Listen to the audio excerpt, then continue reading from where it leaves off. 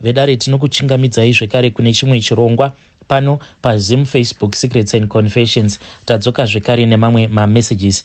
Regedzai tibva tapinda mumamessages edu atadzoka takakubatirai. Message edu yekutanga yakamira sekudai so: hanzi makadii zvenyu mukomanashi, ndinokumbirawo kuti munge muchindiposterawo nyaya yangu makavikawo chitupa changu.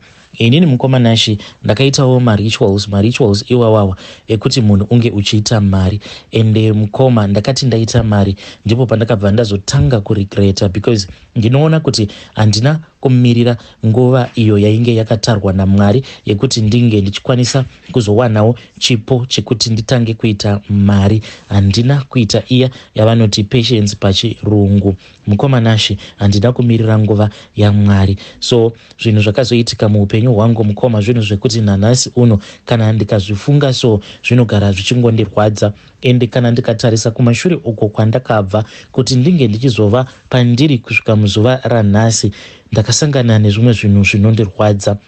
Ende mari hongu mari ndinayo, but ndinogara ndichingozvibvunza kuti ko zvinobatsireiko kuti munhu unge uchiwana zvose zviri pasi pano pezuva but unge uchizorasikirwa nemweya wako. Ndo zvakaitika kwandiri. Ndine zvose zvandinoda mukoma pasi pano pezuva. Kana ndikangofunga chandinenge ndada, sezvo ndiri munhu ane mari dzake, aiwa ndinobva ndangotenga kana kungowana ichocho chandinenge ndichida, nekuda kwekuti ndiri munhu ari very connected kune vanhu avo vanoita izvozvizvi zvemarituals. But mweya wangu mukoma, mweya wangu ndiwo wandinochemera. Ende zuva nezuva ndinogara ndichingozvibvunza kuti zvino kana ndafa chii chichazoitika kwandiri, asi mhinduro handitomborina zvachose. So mukoma ndiri munhu wekuti pari zvino ndinombogara zvangu ndichizvibvunza kuti asi dai ndisina kugara ndakaita zvinhu izvi zveurombwa, ndingadai ndichidyei, ko ndingadai ndichipfekei. Dzimwe nguva kana ndafunga nenzira idzo dzandinenge ndichifunga nadzo panguva iyoyo, ndinobva ndatanga kunyemwerera, ndobva ndaona kuti saka ndakagona because dai ndisina kuita zvinhu izvi nanhasi uno ndingadai ndichingotambudzika. Nekuti pari zvino ndiri munhu wekuti kana ndichienda kunorara handina kana zuva mukoma rekuti pakunorara ndinombozvibvunza kuti zvino zvakwadoka ndichadyei, ko mangwana ndichadyei, ko ndichapfekeiko. Nekuti motikari ndinadzo, ndinokwanisa kungotenga motikari yandinoda. Chikafu ndinokwanisa kungodya chikafu chandinoda panguva iyoyo yandinenge ndichida kudya chikafu ichocho. Ende upenyu hwandinorarama hutori upenyu hwakasiyana neupenyu uhwo hwandakamborarama a very long time ago. Asi unfortunately zvakaitika kwandiri ndezvekuti inini ndakatengesa mweya wangu kuna Satani, nekuti ndainge ndichida kuti ndinge ndichiva mupfumi, ndichida kuti zvinhu izvi zvinge zvichizoitika kwandiri nekukasika. Ende ndo zvakabva zvazoitika kwandiri. So mukomanashi, nyaya yangu payakatanga mukoma, ndainge ndiri munhu wekuti ndaifarira kuonawo paTV ndichitevedzera mamwe maprofits akasiyana siyana avo vainge vachipefoma mamiracles. Ndakabva ndazotanga kutevedzera umwe prophet uya anonzi TB Joshua. Aiti paya kana achinamatira vanhu, neniwo ndaibva ndabatawo TV ndobva ndatanga kunamata. Asi mukomanashi aiti kana atibata TV, ndabata TV kudaro ndikanamata ndichichema ndichiti Mwari zamaiwo kuti ndinge ndichikwanisa kuwana basa. Asi nezvose izvo zvandainge ndiinazvo, zvidzidzo zvangu zvose izvo zvandainge ndiinazvo, hazvina kana kumbogara zvakwanisa kundishandira kuti ndinge ndichikwanisawo kuwana basa rainge riri nani. Upenyu hwangu hwakangoramba huri upenyu hwainge huri hwekutamburira. Inini mukoma ndiri munhu wekutoti nditori nemasters yangu in finance, but basa rakaramba. Zvino ndakabva ndazonzi naamai vangu, kana uchiona kuti zviri kuramba, ko wadii wambozama kuti unge uchimbopostera masertificate ako kuti ange achienda ikoko kuNigeria, kuti ange achimboenda kunonamatirwa naivo prophet. Ende zveshuwa mukoma ndakabva ndatumidzira masertificate angu ndokubva atoenda kuya, but handina kana kutombogara ndawana basa zvachose. Saka ndakati ndaona kuti zvose zvaramba, kunamata kwaramba, kutotumidzira masertificate kwaramba, ndipo pandakabva ndazosarudza kuti zvainge zviri nani kuti ndinge ndichitora hangu iya yavanoti short left. Saka ndakasarudza hangu short left rather than kuti ndirambe ndichingotevedza nzira dzekwamwari dzinotora nguva. Saka ndakati ndatora short left iyoyo mukoma, ndakabva ndaona kuti zvinhu zvandainge ndaita zvinhu zvainge zvakanaka, but ndakabva ndazvikanganisira upenyu hwangu. Zvakaitika mukoma ndezvekuti ndakabva ndazosangana nevamwe varume avo vakazondipinza mune iyo yavanoti secret society, ende handikwanisi ende handitobvumidzwi kuti ndinge ndichitaura nezvayo society iyi. Saka vakazoti vanditendedza, vandipa mvumiro yekuti ndinge ndichizojoinawo society yavo. Ndipo pandakabva ndazonzi ndaifanira kuti ndinge ndichizoenda kune umwe murume uyo ainge achazondipa a body part, ende ndakabva ndanzi body part iyi yaifanira kuti inge ichizova yemunhu. Mukomanashi, zvinhu zvandakaita zvainge zviri zvinhu zvainge zvisina kunaka, ende pose pandinofunga nezvazvo zvinhu izvi ndinogara ndichingorwadziwa, ende pose pandinozvitarira muglazi ndinobva ndanzwa ndichizvinyarira. Handitokwanisi kuzvitarisa muglazi nekuda kwemhiko dzose idzo dzandakaita. Ende dai zvaibvira hazvo, dai kwanga kuri kunzi dai Mwari vaikwanisa kundipa simba rekuti ndinge ndichidzorera nguva kumashure, inini hangu ndaidzosera nguva kumashure ndodzokera paya pandainge ndisati ndaita idzi mhiko. Asi izvozvo mukoma hazvigoneki. Saka zvandakanzi ndinge ndichiita, ndakabva ndanzi ndinofanira kuti ndinge ndichitageta aya avanoti mastreet kid. Saka ndakanzi mastreet kid ndo maeasy targets. Saka ndakabva ndatanga kutageta mastreet kid. Ndaiti kana ndawana street kid ndobva ndamuti huya kuno, munhu obva auya, ndobva ndamuti pinda mumotikari. Kana apinda mumotikari ndobva ndatanga kumupromisa a better life. Ndaiti kana ndamupromisa a better life, kana munhu ava kunobvuma, street kid riya kana rava kunobvuma kuti tinge tichizoita izvo zvandinenge ndichida kuti tinge tichizoita, but ndisati ndamuzivisa kuti izvi ndo zvandiri kuda kuti unge uchizoita pandiri, uchindibatsira kuzadzisa mhiko dzangu. Taizoti kana taenda kunzvimbo kwacho uko kwatainge tichienda, but ndaiwanzokuenda nemastreet kid awa muma old abandoned buildings muno muJohannesburg.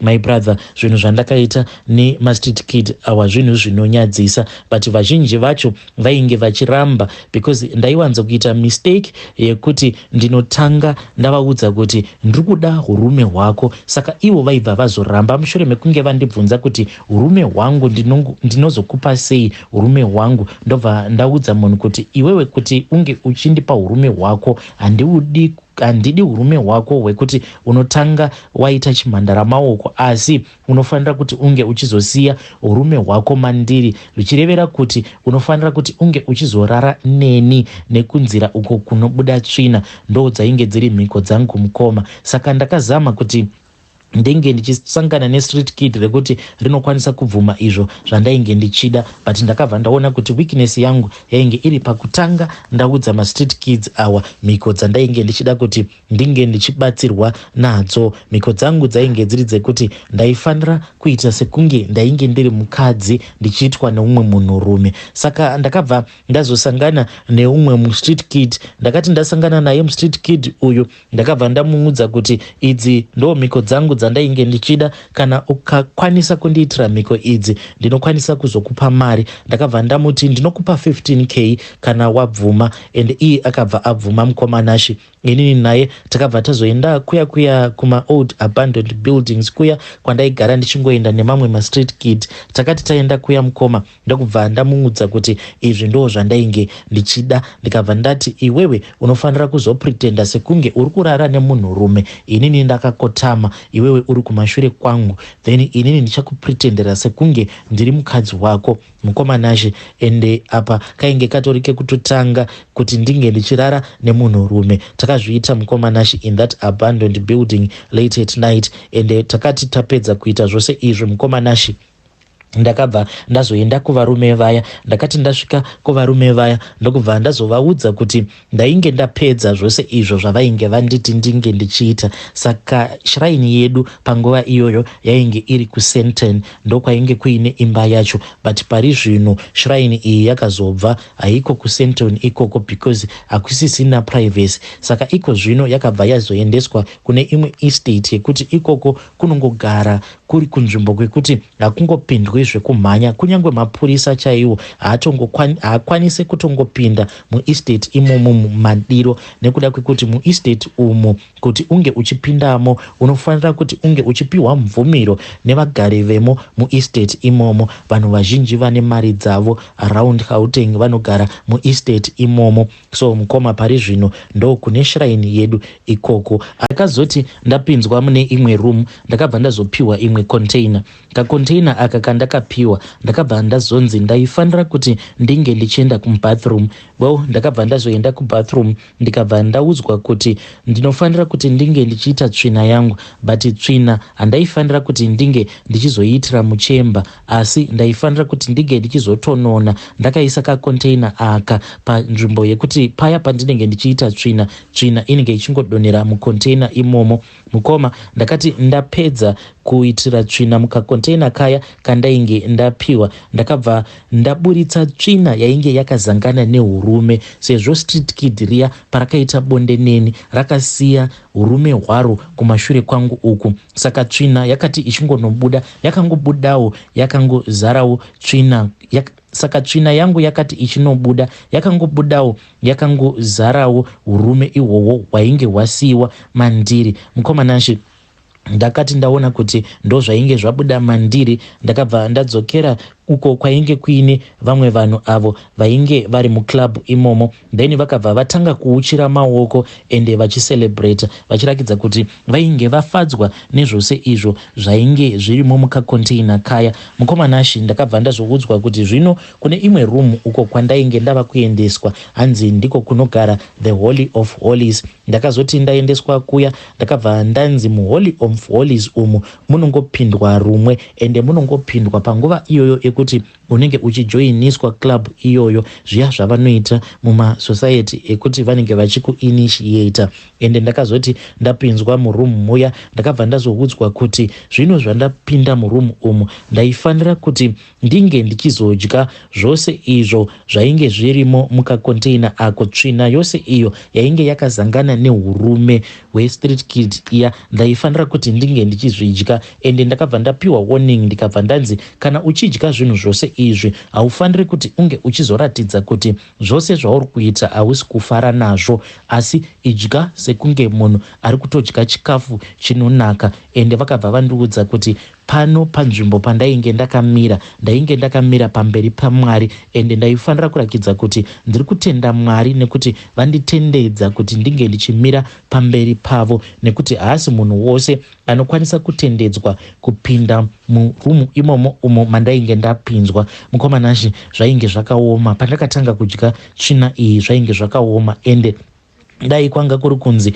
yainge iri tsvina yangu mukoma, tsvina yangu yoga, ndaiti hazvina hazvo basa ndiri kudya tsvina yabuda mandiri, but apa ndainge ndichidya tsvina yainge yakazangana nehurume hwainge hwasiyiwa mandiri nemustreet kid uya. Ende mukoma nashi ndakati ndapedza kuita bonde naye mustreet kid uya ndakatombochema ndiri mumotikari mangu, asi ndakabva ndangotanga kuzviudza kuti ingawani ndaudzwa kuti kune vamwe vanhu vaimbi vamwe vatori nembiri hanzi vakangoita the same process yandiri kuzoita iyi, ende ivo vanhu vane mari dzavo ingawani mabillionaires variko wani vakangoita the same process. Ndakabva ndangozvishingisa ndokubva ndazoenda ndikanorara nemustreet kid uya. Mukoma nashi fast forward ndakati ndapedza ndakabva ndanzwa kuti zvino ndainge ndava kuda kurutsa tsvina yose iya yandainge ndadya yainge yava kuda kubuda. Ndakati ndava kuda kurutsa ndakabva ndazopiwa rimwe bhodhoro iro, ndakabva ndazopiwa rimwe glass rainge riine wine. Ende ndakati ndapiwa wine iyi ndakabva ndanzwa sekunge zvainge zvava nani. Ndakabva ndazotendedzwa kuti ndinge ndichienda kune imwe room. Ndakati ndaenda kuya ndakabva ndarara zvangu, ndokubva ndakazoti ndarara mukoma nashi kwakabva kwazounzwa imwe ndiro iyi mukoma nashi yainge iri ndiro yegoridhe, zvekare pamusoro painge paine chimwe chibowel chainge chakavhara chikafu icho chainge chiri mundiro. Chibowel ichi chainge chakakotwa nereal gold. Akazoti avhura umwe uya ainge andiwinzira chikafu chekuti ndinge ndichidya. Ndakabva ndaona kuti mainge muine liver rainge risina kubikwa. handizivi kuti livha randakadyiswa musi iwoyo ilivha rakatorwa pamunhu here kana kuti ilivha rakatorwa pamombe. Ende ndakabva ndabvunza but hakuna kana akambogara akwanisa kundizivisa kuti zvose izvi zvavainge vati ndinge ndichidya zvainge zvabva pamunhu here kana kuti zvainge zvabva pamombe. Mukomanashi ndakabva ndazodya zvinhu zvose zviya, asi ndakazoti ndadya zvinhu zviya mukomanashi ndakabva ndatanga kuona vanhu vakafa. Saka ndakati ndatanga kuona vanhu vakafa vakabva vanditi ndaifanira kuti ndinge ndichienda pasecond stage. Saka second stage vakabva vanditi ndaifanira kuti ndinge ndichienda kunozvivharira, kunozvikira mumba mangu. Ndaifanira kuzvikira mumba mangu for 3 months. 3 months idzodzo dzandainge ndakazvikira mumba mangu ndaifanira kuti ndinge ndichitambudzwa nemweya yevafi, zvekare ndichitambudzwa nemweya yemadhimoni. Dhimoni roga roga rinenge rangofungawo kungouya kuzondishungurudza for 3 months rainge rapiwa mvumiro yekuti ringe richiuya kuzondishungurudza.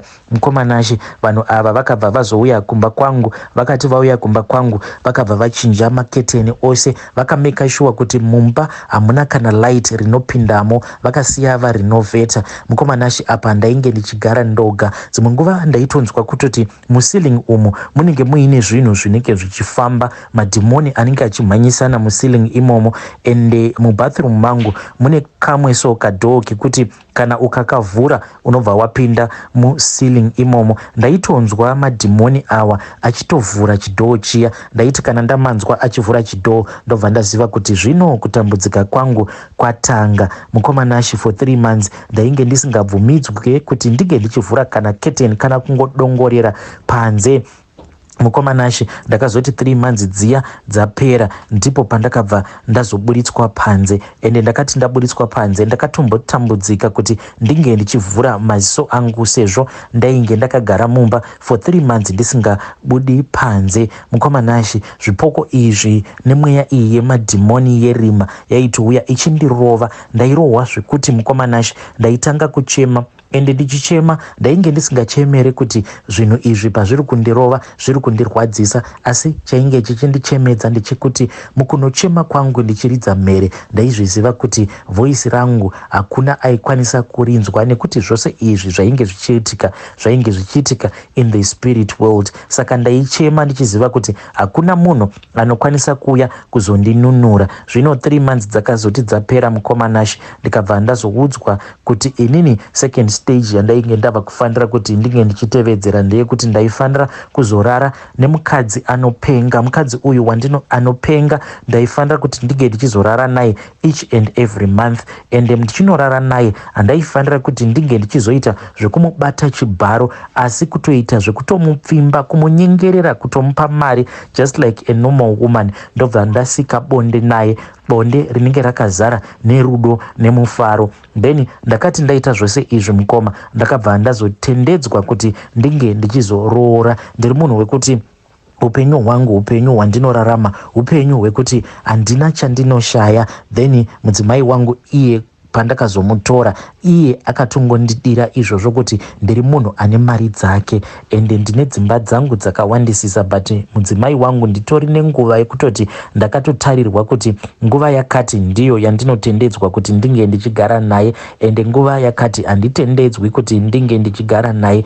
Ndo upenyu hwangu uwo hwandiri kurarama. Mudzimai wangu ane zvaanonotisa, uye kana mudzimai wangu anazvo zvaanonotisa, asi nekuda kwemari zvose izvo zvaanonotisa zvisiri normal pandiri anozviignore, because pari zvino anotogara naamai vake kune imwe imba yangu iyo yandakatenga iriko kuSenten. Saka mukomanashi pane zvimwe zvinhu zvakaitika kwandiri pandakachata naye mudzimai wangu uyu. Mudzimai wangu takati tiri pamuchato kudaro, pakabva pazouya umwe murume akatipa chipo cheMercedes Benz model yeG wagon. Akabva angotiti this was a gift. Murume uyu he was a random guy, but murume uyu nayewo arimo muclub medu. Saka akati later on akabva anditi gift iyi yaainge andipa inhau dzekuti inini naye taiva neritual yataifanira kuti tinge tichizoita tose. Ende mukomanashi ndakabva ndanyepera mudzimai wangu kuti inini nemurume uyu tinozivana ende tiri mabusiness partner, but murume uyu akabva azombondiita mukadzi wake pamarituals awo ainge achiita nekuda kwekuti akatitengera G-Wagon.